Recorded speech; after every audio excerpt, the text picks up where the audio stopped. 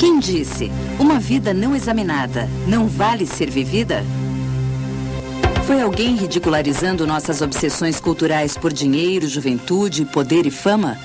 Foi algum crítico dos meios de comunicação denunciando o interminável bombardeio de mensagens sobre o que devemos pensar e querer? Ou foi um inimigo das armas de destruição em massa nos alertando para ver aonde estamos indo? Quem disse? Uma vida não examinada não vale ser vivida?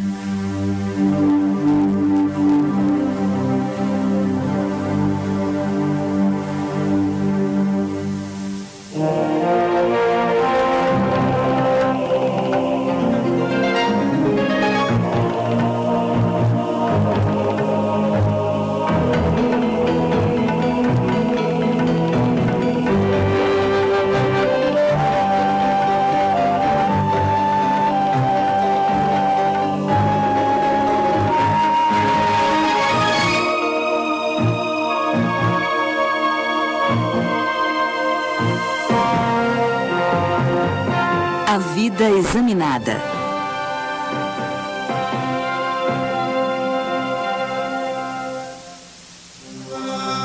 O que é filosofia? Distribuição de Dac. A parábola de Platão sobre a caverna, escrita no século IV a.C., é até hoje um retrato forte de como a filosofia funciona. Quem explica é Sócrates, o professor de Platão. Agora eu vou descrever a situação humana numa parábola sobre ignorância e aprendizado. Imagine homens morando numa caverna subterrânea cuja entrada é um longo corredor que sobe do chão até a luz lá fora. Suas cabeças estão presas por correntes, de modo que precisam ficar de frente para a parede do fundo da caverna e não podem virar a cabeça para olhar pela entrada que fica atrás deles. Atrás deles, não muito perto, quase na entrada da caverna, há um fogo aceso. E os objetos que passam diante do fogo projetam suas sombras na parede do fundo, onde os prisioneiros as veem em movimento como se fosse um filme. E a pessoa com quem Sócrates está conversando, Glauco, diz: são prisioneiros muito estranhos, Sócrates. E Sócrates dá uma resposta eletrizante. Ele diz: bem, eles são como nós. E você fica ofendido. Você diz: eu não sou assim. Em que minha condição se parece com a deles? Bem, Platão não disse que estamos condenados a ser como prisioneiros numa caverna. Ele diz que no estado em que nos encontramos, podemos começar como prisioneiros na caverna, mas podemos fazer melhor. Agora imagine que os prisioneiros podem conversar e que suas vozes ecoam na parede de modo que parecem vir das suas próprias sombras. Eles não iriam conversar com essas sombras e falar delas como se fossem reais? Para os prisioneiros, a realidade não seria nada mais que sombras. Agora, o óbvio a se pensar, se estiver explicando isso a uma plateia moderna, é a televisão. Não há nada de errado em assistir à TV, mas será errado se você achar que a TV lhe mostra as coisas como realmente são, e é disso que trata a caverna. As correntes são as maneiras habituais de se pensar no mundo e na nossa condição. É aquilo que aceitamos de nossos pais, da cultura que nos cerca, da televisão, do cinema e das histórias que lemos. Todas essas suposições que temos sobre como o mundo é. Então imagine que um prisioneiro é libertado das correntes. Imagine que ele é obrigado a se levantar e se virar para a entrada da caverna e andar em direção ao fogo. Platão acha que, na maioria, as pessoas crescem e ficam satisfeitas com a visão que adquiriram das coisas e não gostam quando as forçam a pensar sobre elas. Mas um dia alguém as faz pensar e olhar para o outro lado. O movimento seria doloroso e o clarão do fogo cegaria o prisioneiro de modo a não poder ver claramente os objetos reais cujas sombras ele costumava observar. O que ele acharia se alguém lhe dissesse que tudo o que ele vira antes era uma ilusão e que agora ele estava mais perto da realidade, que sua visão estava mais clara? Seus olhos arderiam e a dor o faria virar-se de volta, procurando olhar de novo para as coisas que eram capaz de ver com mais facilidade, convencido de que eram mais reais do que as que haviam lhe mostrado. Na verdade, isso é perceber que muitas de suas opiniões são de segunda mão e que, de certo modo, não são suas próprias opiniões. E é doloroso pensar no porquê das suas crenças, na origem das suas crenças. Você percebe, bem, eu só penso assim porque foi o que me ensinaram na escola, ou os meus pais me criaram para pensar assim, ou algo parecido.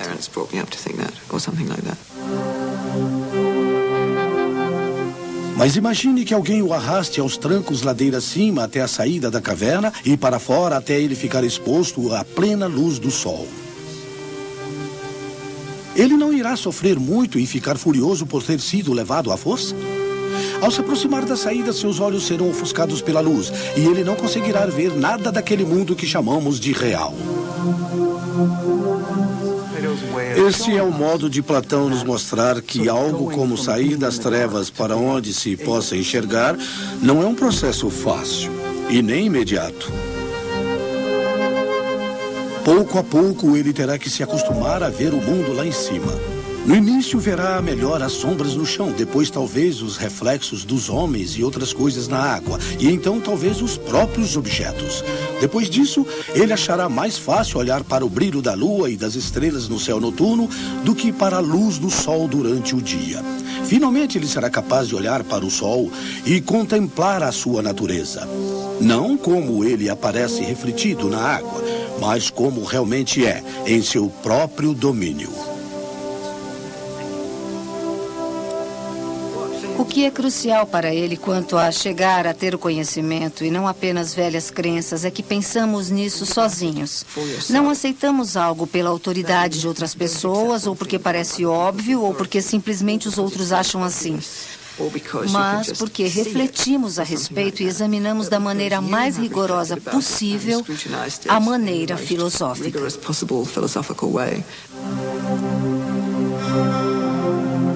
Finalmente, imagine o prisioneiro libertado sendo tirado da luz e reconduzido ao seu velho lugar na caverna. Seus olhos se encheriam de escuridão. Agora ele teria de competir na distinção das sombras com os prisioneiros que nunca saíram da caverna, com olhos que enxergavam pouco. Ele não pareceria ridículo? Os outros diriam que ele havia saído e voltado com a visão arruinada. Portanto, era melhor nem pensar em subir.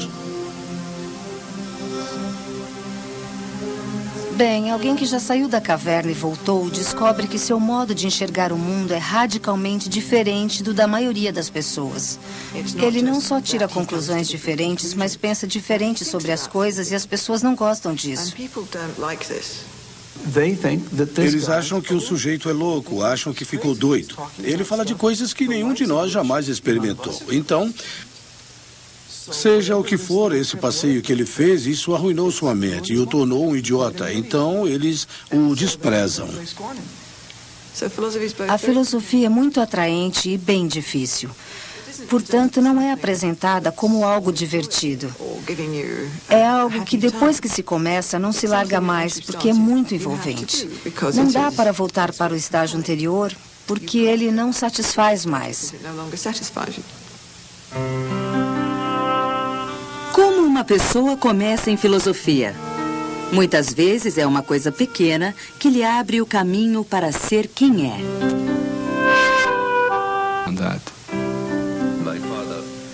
Meu pai decidiu que seus 4 filhos inteligentes iriam discutir temas interessantes nos almoços de domingo. E o que geralmente acontecia é que ele nos dava uma questão interessante para começarmos. Quando começássemos a sair dos limites que ele achasse respeitáveis, parava tudo e nos dizia sua verdade com V maiúsculo. Nessa hora, minha irmã mais velha começava a chorar. Batia à porta e ia para sua cama. E eu simplesmente me calava. O resultado final é que, terminando o almoço, Eu saía para o jardim e ficava matutando sobre o que eu poderia ter respondido se pensasse mais rápido. Acho que, como resultado, desde o início tive tendência a reagir contra o dogmatismo, contra a afirmação infundada de verdades genéricas. Portanto, acabei querendo ir atrás da reconstrução dos meus argumentos que usaria como base, ou seja o que for, dos pontos de vista que adotamos. Quando eu era pequeno, costumava pensar em questões como: e se eu for o único ser consciente do planeta? E todo o resto for apenas bonecos ou uma ilusão? Então, como muitas crianças, acho que descobri a filosofia quando ainda era bem pequeno. Mas, enquanto calouro na faculdade, li Descartes e fiquei totalmente envolvido. As meditações de Descartes e o problema da mente. Pensei, esse é um problema magnífico, vou trabalhar nisso se puder. Bem, eu comecei a faculdade de matemática gostando especialmente das partes mais filosóficas, a lógica, a teoria dos conjuntos e as bases da matemática. E os outros cursos de que mais gostei foram os de literatura. Então, na verdade, a filosofia era um modo de estudar matemática e literatura, considerando ambas como a mesma matéria. Quando entrei na faculdade, descobri que havia o curso de filosofia. Não havia fatos. Eu sempre detestara coisas como história, onde tinha que aprender um monte de fatos. Em filosofia era apenas argumentar, pensar, raciocinar. Então nela me senti como um pato na lagoa. O que é filosofia? Como ela se relaciona com as outras áreas do pensamento? Em que ela é diferente? Na filosofia você pergunta por quê? O mundo tem de ser assim? O mundo poderia ser assim? O que significa para o mundo esta questão? O mundo ser assim? Você faz algumas perguntas como estas e vai para as questões profundas e essenciais. E a filosofia é o que há no fundo de tudo isso. É como quando você estuda história e alguém lhe diz: você apenas faz um relato, mas não é uma explicação. O que seria explicar a Revolução Francesa, em vez de apenas descrevê-la? E você responde: eu não sei. Nunca pensei nisso. Bem, e qual é a diferença entre descrever e explicar? Então você se aprofunda cada vez mais até chegar a questões realmente básicas que costumamos ter como certas. E isso é filosofia. O cientista pergunta, qual é a causa do câncer? Mas o filósofo pergunta, bem, o que é uma causa? O que significa algo ser uma causa? Que tipo de fenômeno causa alguma coisa? O que é uma relação causal? Filosofia é aquela disciplina que luta com os problemas que ainda estão confusos demais para qualquer ciência que se preze tentar resolver. Somos o depósito de lixo das ciências, se quiser. Parece-me que o filósofo é, na grande frase de Locke, um serviçal do resto da cultura e ciência humana. Nossa tarefa é entender o que acontece em diversas áreas, abstrair do conhecimento detalhado de seus participantes e tentar criar uma estrutura que faça sentido para um elenco muito maior de coisas que qualquer pesquisador ou participante isolado possa entender.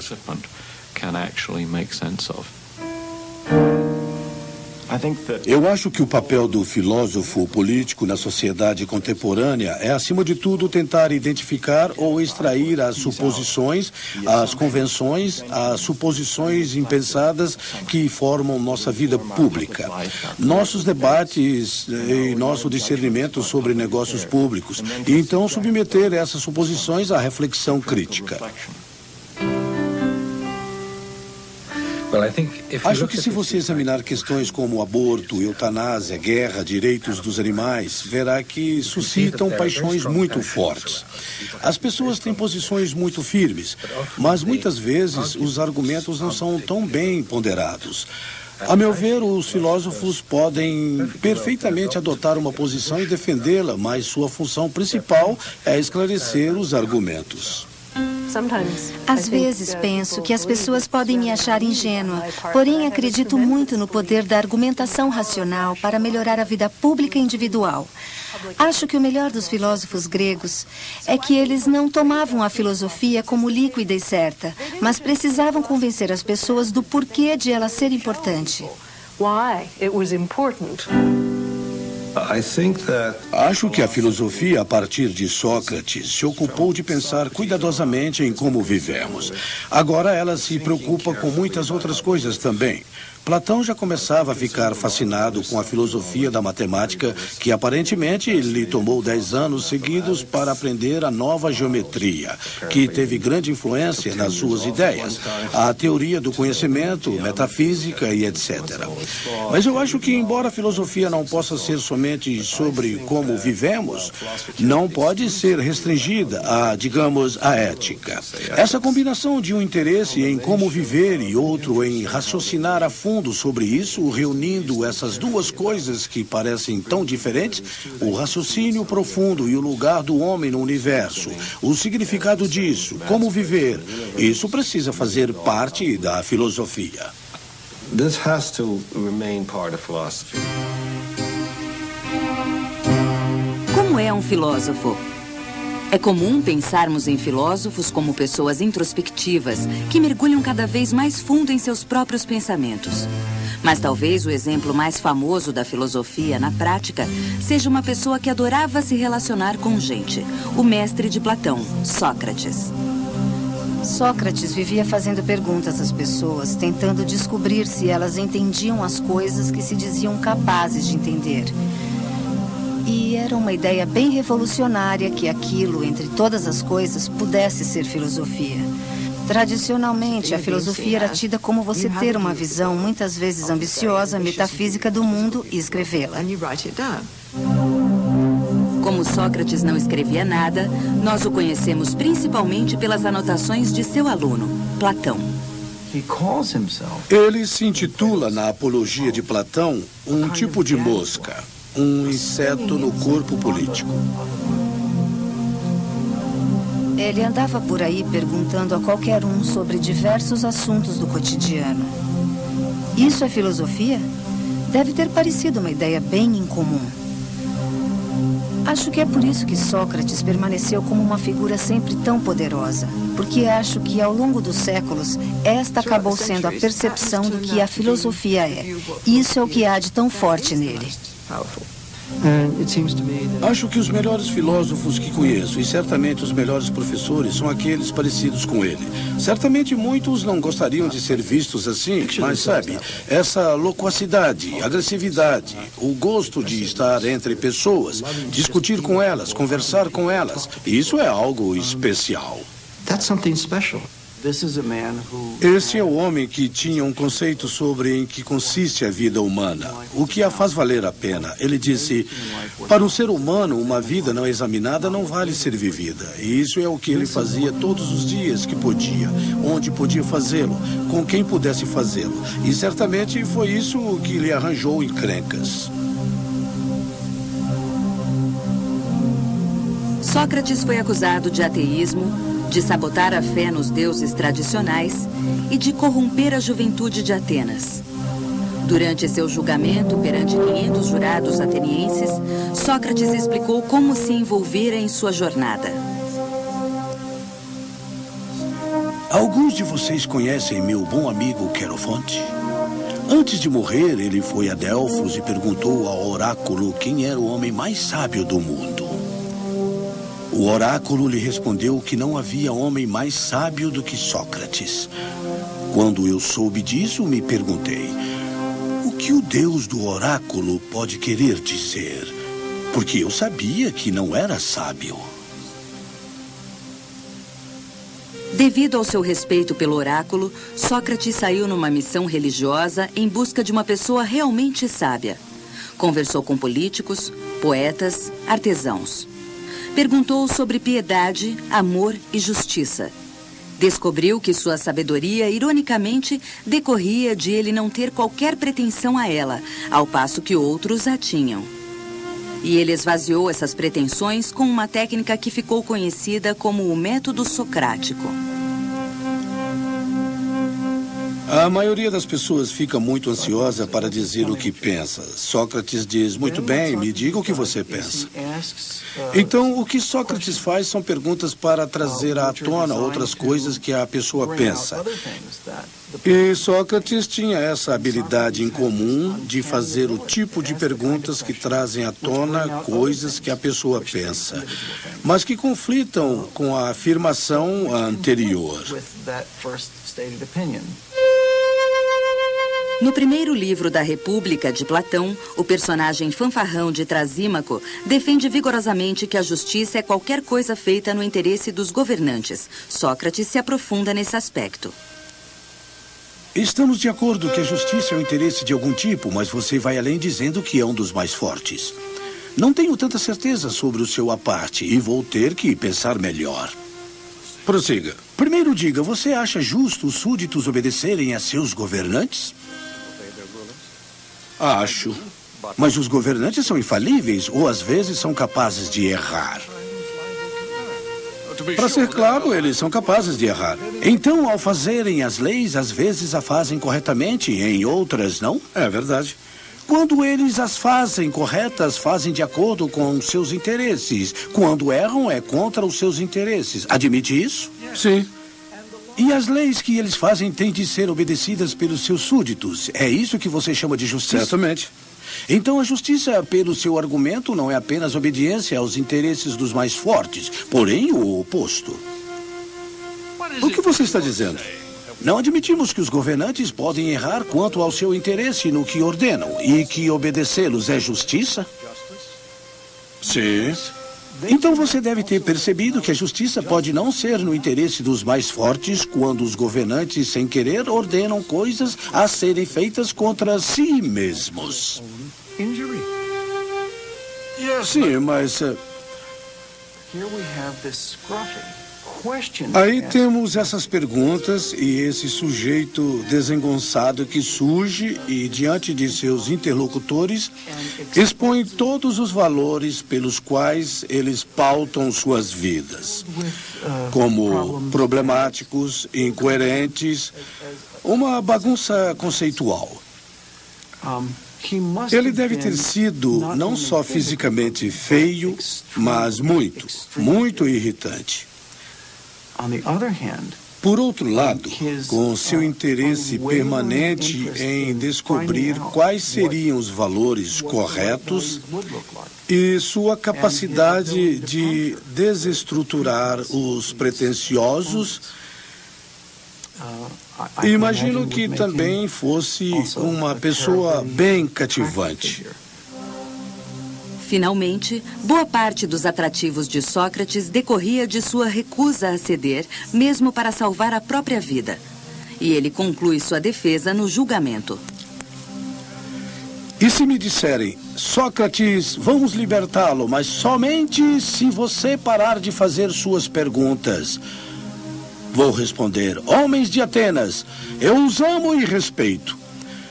Mas preciso obedecer a Deus e não a vocês. E enquanto eu tiver forças e vida, nunca vou largar a filosofia. Porque meu objetivo é persuadi-los a todos, jovens e velhos, a não pensarem em suas vidas e propriedades, mas, antes de tudo, cuidarem do seu eu interior. Afirmo que a riqueza não os torna bons por dentro, mas que da bondade interior virá a riqueza e todos os outros benefícios à pessoa. Esta é a minha lição. E se ela corrompe a juventude, então acho que sou um corruptor.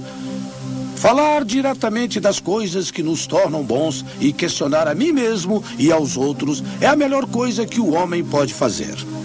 Porque uma vida não examinada não vale a pena ser vivida.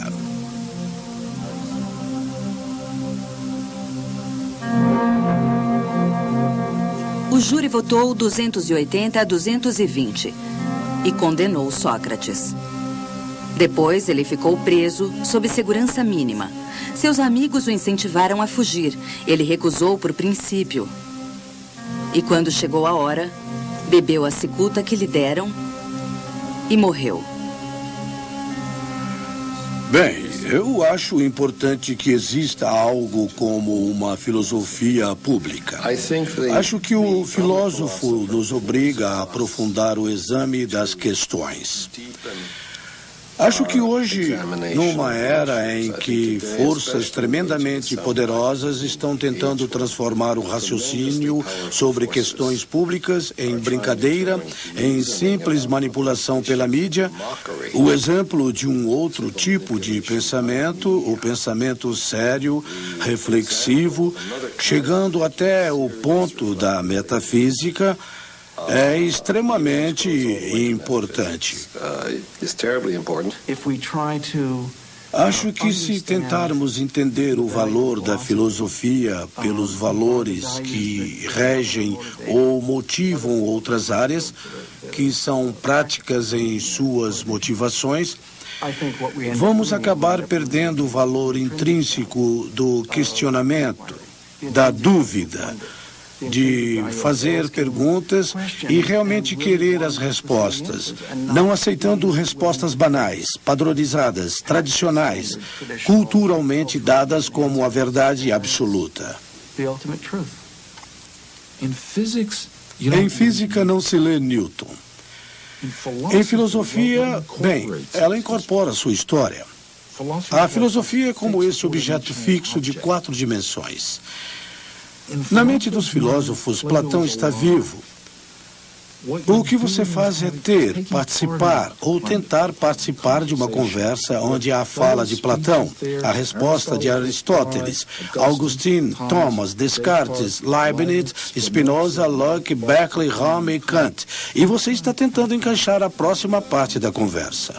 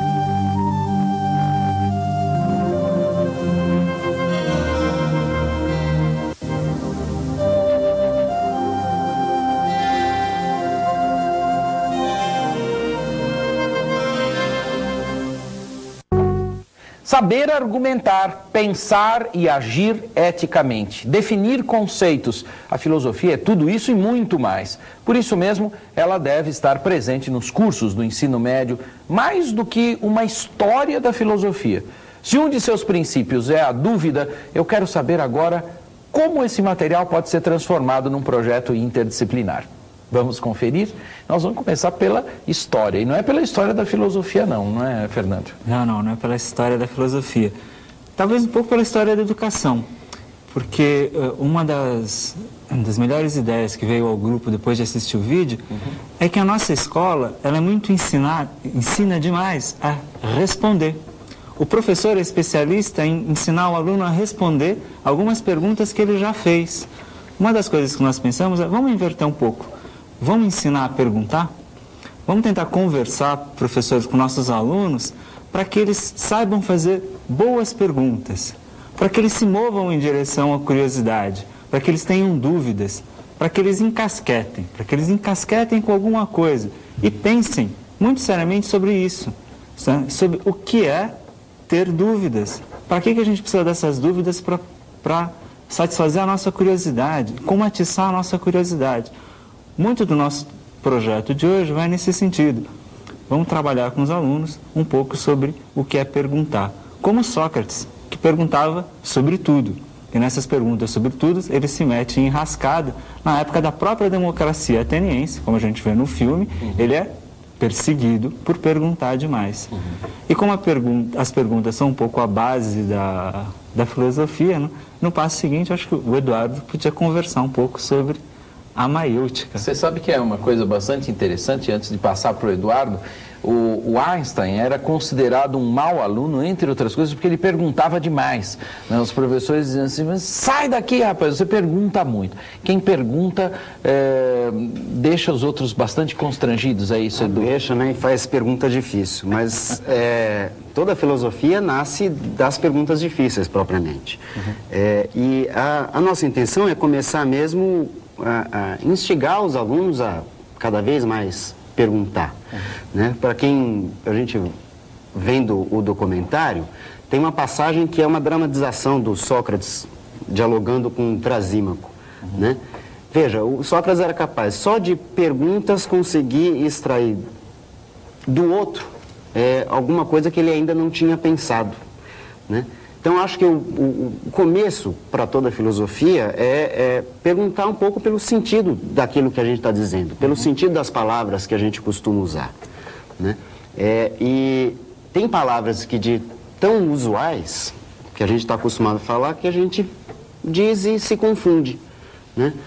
Eu costumo, com os meus alunos, a começar a trabalhar, por exemplo, perguntando para eles o que é natural, o que é comum, né? O que é normal. Porque são 3 palavras que a gente costuma usar mais ou menos no mesmo sentido, né? A gente diz que é natural almoçar ao meio-dia, por exemplo, né? Como é comum almoçar ao meio-dia. E conforme a gente vai separando essas coisas, ou seja, natural só se refere à natureza. Bem, já não é mais natural almoçar ao meio-dia, né? Natural almoçar, comer quando você tem fome, né? Comum, bem, comum tem a ver com o quê? É comum homens andarem de saia? Não, aqui, nesta comunidade. Mas em outra comunidade, por exemplo, na Escócia, é comum, né? E o normal, o que é o normal? Tem a ver com a norma, né? Tem a ver com alguma regra.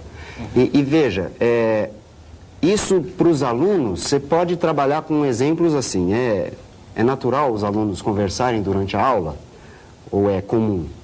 Mas, ainda que seja comum, não pode ser normal, enquanto o professor, estiver falando. E eles passam a pensar um pouco mais assim, que palavra é que eu devo usar? Né? Já é um bom começo, um bom exercício de filosofia esse. É verdade. E antes que os escoceses fiquem ofendidos, né?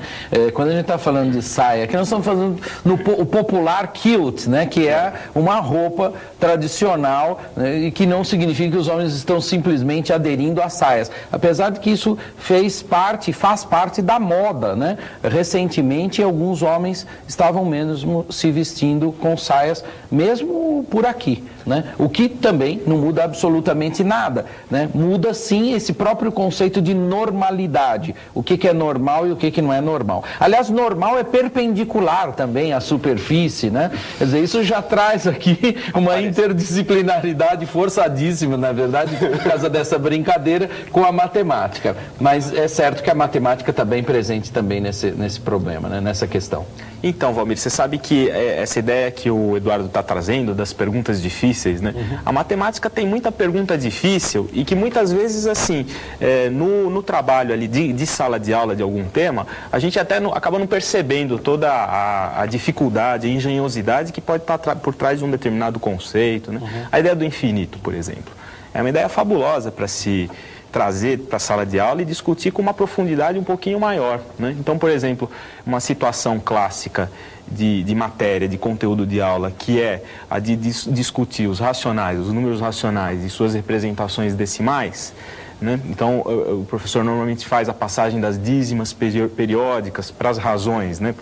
Para as frações. Essa passagem, ela é feita igualando uma dízima periódica a x, multiplicando por 10 dos dois lados da igualdade e subtraindo membro a membro, o que faz com que desapareça o período, né? Os números que se repetem depois da vírgula.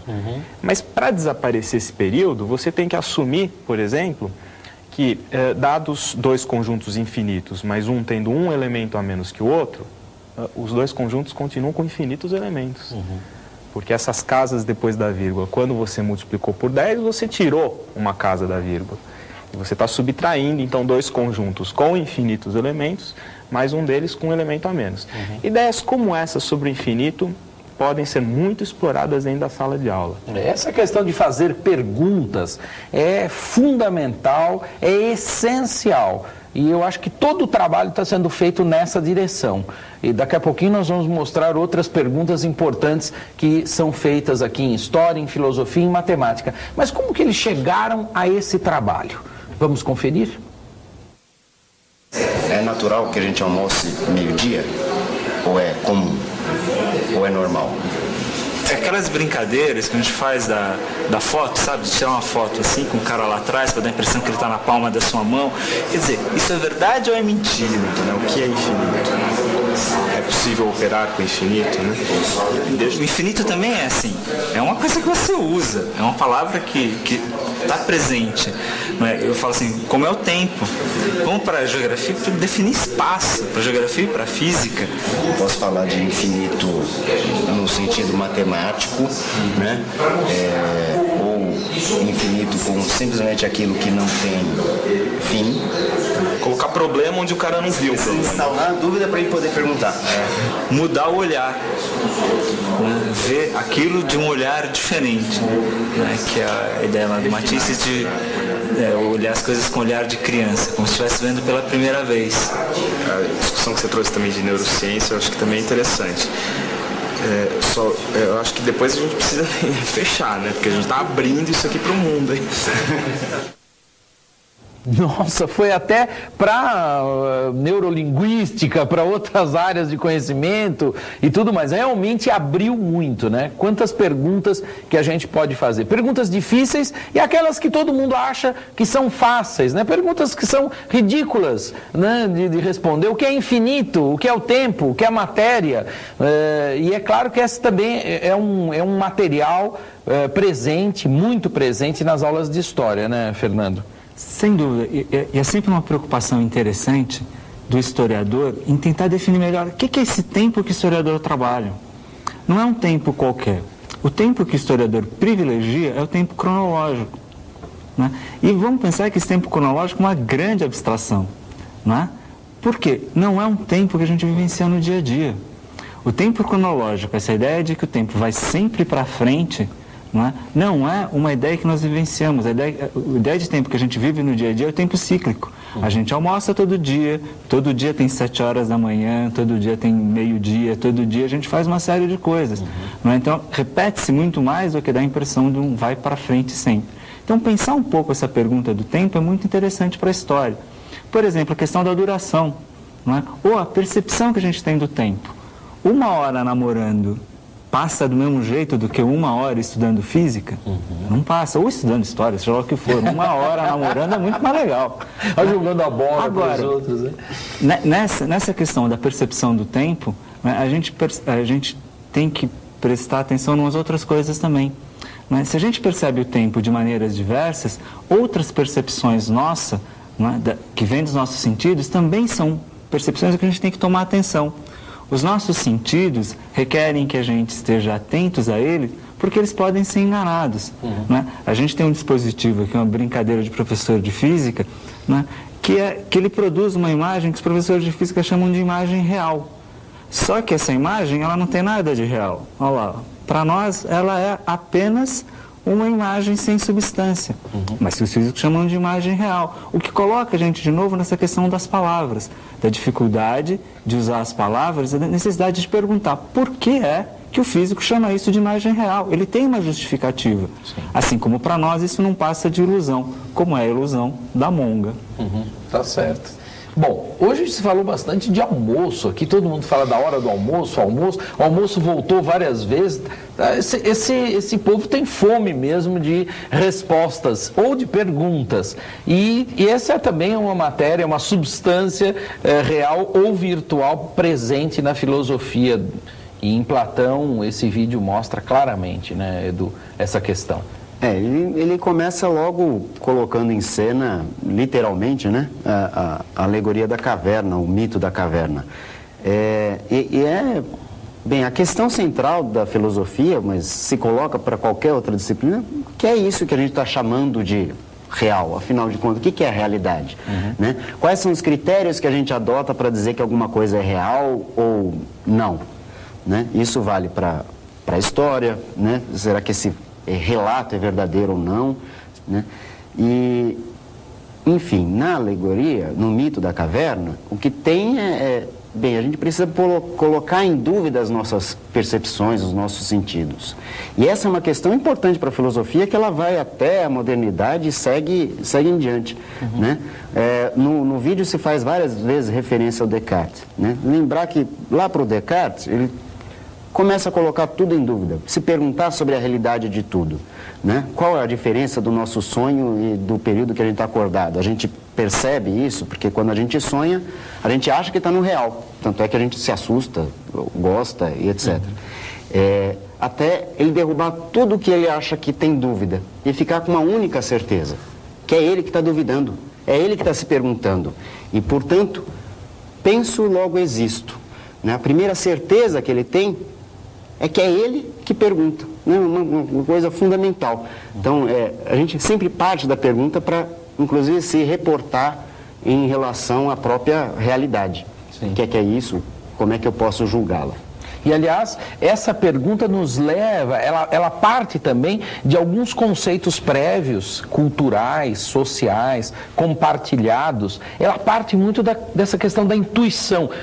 Como que a gente olha para o mundo, né, Zé? Sem dúvida. O ato de perguntar, inicialmente você faz uma pergunta conduzida pela tua intuição. Só que na matemática, a gente tem muitos exemplos que apenas ficar com a intuição não te conduz a uma resposta correta sobre um determinado problema, né? Temos vários exemplos, só para citar um exemplo, né? Que até é de importância histórica, estudado pelos gregos na antiguidade. Quantos números primos existem? A primeira resposta natural é infinitos. Temos infinitos naturais, os primos são um subconjunto dos naturais, também temos infinitos primos. Só que se a gente observar entre 1 e 1000, entre 1000 e 2000, entre 2000 e 3000, o número de números primos vai diminuindo. Opa, minha intuição foi abalada. Né? Bom, mas a gente consegue demonstrar que são infinitos mesmo. Mas se apoiar só na intuição é um método perigoso. Né? A matemática ela trabalha muito com a lógica dedutiva também, que é um caminho para você fazer demonstrações. E, inclusive, a demonstração por redução ao absurdo, que é um método muito usado desde a Grécia Antiga para se fazer demonstrações matemáticas, é o caminho que Euclides fez para demonstrar que existem infinitos números primos. E que está na ficha, Valmir. A gente trabalhou e mostrou na ficha isso também. Tá certo. Aliás, existiriam infinitas perguntas que poderíamos fazer. Infinitos professores, dependendo da ordem de infinito aqui, poderiam participar desse projeto. Que outros professores fariam perguntas, sugestões, poderiam estar conosco aqui à mesa produzindo esse trabalho interdisciplinar? Vamos ver. Olha, eu sugiro que a sociologia proponha uma discussão sobre o lugar da filosofia na nossa sociedade atual, ou seja, quem são as pessoas, quem são os profissionais que têm o privilégio de refletir sobre a origem das coisas, sobre o nosso lugar no mundo, sobre o nosso futuro, considerando que essa reflexão é muitas vezes considerada como improdutiva num mundo que gira em torno das quantidades, dos produtos palpáveis, e não conseguindo, por exemplo, ver que a reflexão, o pensamento pode se tornar um produto extremamente precioso para a nossa vida atual. Primeiro, fundamental que a filosofia ela faz parte do exercício crítico para qualquer área do conhecimento. Eu trabalharia preconceito, diálogo, real e imaginário, né?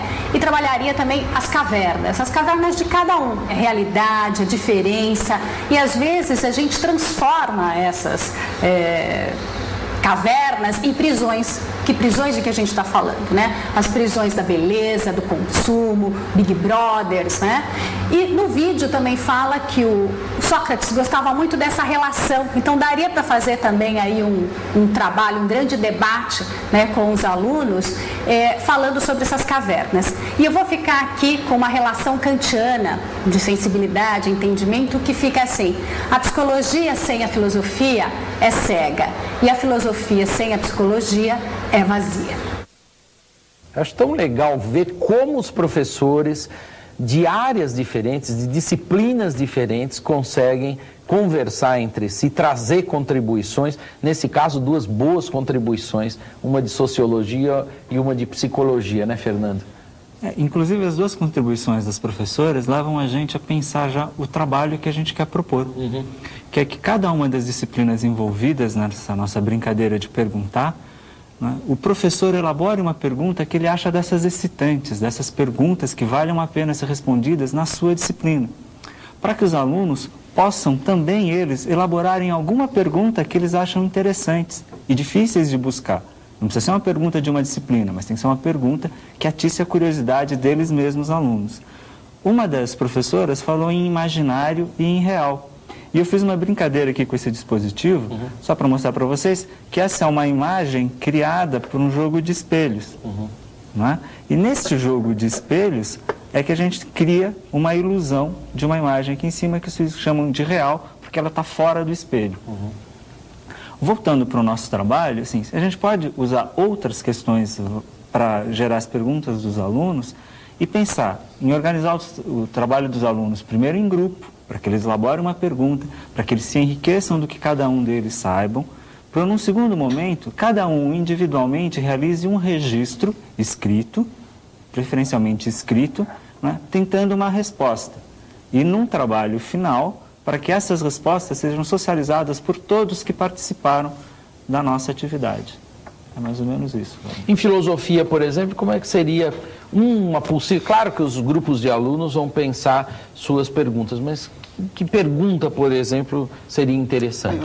Eu acho que seria interessante direcionar, mesmo direcionar o enfoque da questão sobre os nossos critérios para julgar o que é real, o que é realidade.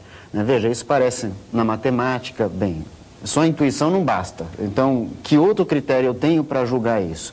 Né? Só o documento histórico não basta. Né? Só a visão da paisagem não basta para a geografia e por aí vai. Para que os alunos possam pensar um pouco mais. Afinal, eles estão aprendendo. Vale como critério de verdade, por exemplo, a palavra do professor? Essa é a última verdade? Ou dá para ainda perguntar sobre ela? Né? E é um pouco essa a questão da sociologia, né? Qual o lugar da filosofia?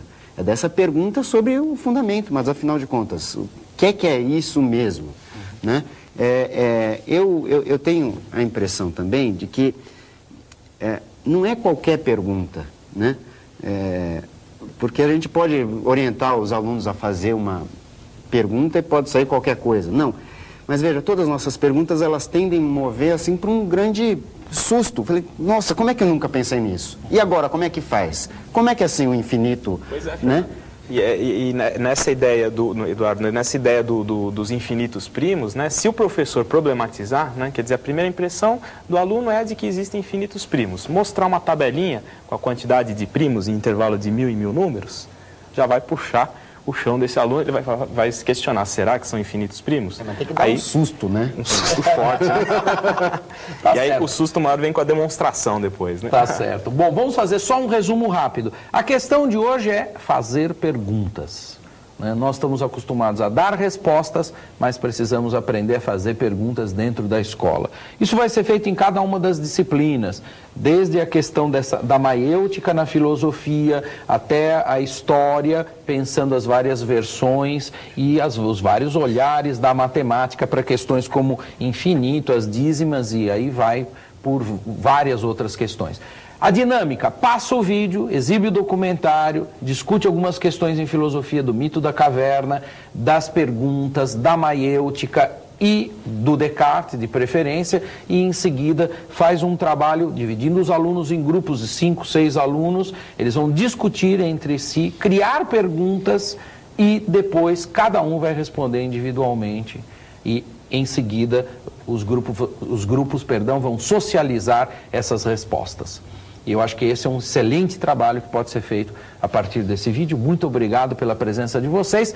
Maravilhoso o programa de hoje, não é, pessoal? Tenho certeza que muita gente vai propor um trabalho parecido com esse que foi criado pelos nossos colegas. Vale também, ou principalmente, sair da caverna e ousar mesmo. O programa vai terminando e eu deixo um abraço a todos vocês e os convido para o próximo Sala de Professor da nossa TV Escola, o canal da educação. Tchau, tchau, pessoal.